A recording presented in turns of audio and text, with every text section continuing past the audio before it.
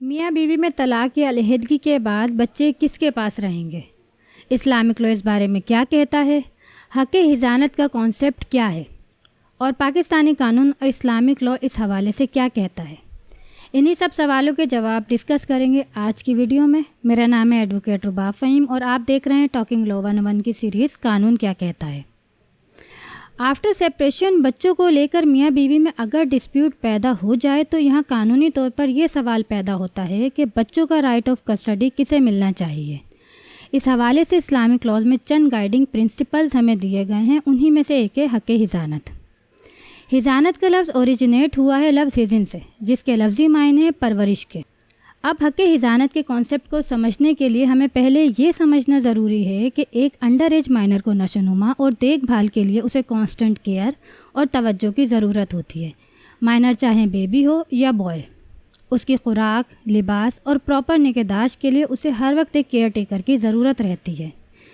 اسی سوچ کے گرد حق حضانت کے کانسیپٹ کو اسلامک لا میں ڈیفائن کیا گیا ہے، جو یہ ہے کہ اگر بچہ میل چائلڈ ہے تو 7 سال اور فیمیل چائلڈ ہے تو ٹل شی ریچڈ ایج پیوبرٹی تک اسے مستقل بنیادوں پر کیئر ٹیکر کی ضرورت رہتی ہے، تاکہ مائنرز کی پرورش اچھے سے ہو سکے اور ان کے کھانے پینے کا اور ابتدائی عمر میں پیش آنے والی مشکلات کا مستقل طور پر خیال رکھا جا سکے۔ اب نیچرلی یہ سب کام فادر سے زیادہ مدر بہتر طور پر انجام دے سکتی ہے، کیونکہ عام حالات میں بھی مدر ہی بچوں کے ابتدائی ضروریات کا خیال رکھتی ہے۔ اس لیے کورٹس اور اسلامک لاز مائنرز کی کسٹڈی کے لیے فادر سے زیادہ مدر کو پریفر کرتے ہیں۔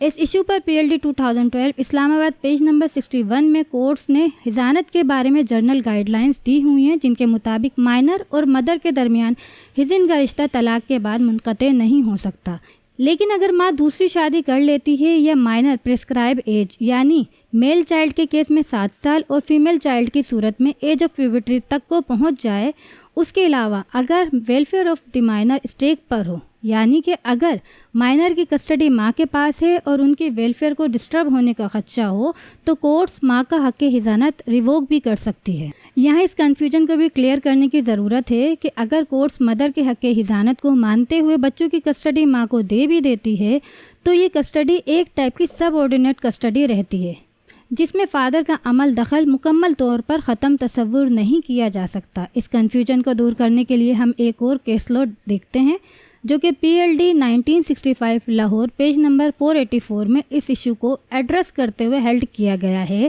کہ فادر کی کسٹڈی سپروائزری کسٹڈی ہوتی ہے اور مدر فادر کی اجازت کے بغیر بچوں کو کسی ایسی جگہ موو کرتی ہے جہاں فادر اپنا کنٹرول اور سپروائزری کسٹڈی ایکسرسائز نہ کر سکے، تو مانا جائے گا کہ مدر نے فادر کی کسٹڈی سے مائنرز کو دور کر دیا ہے۔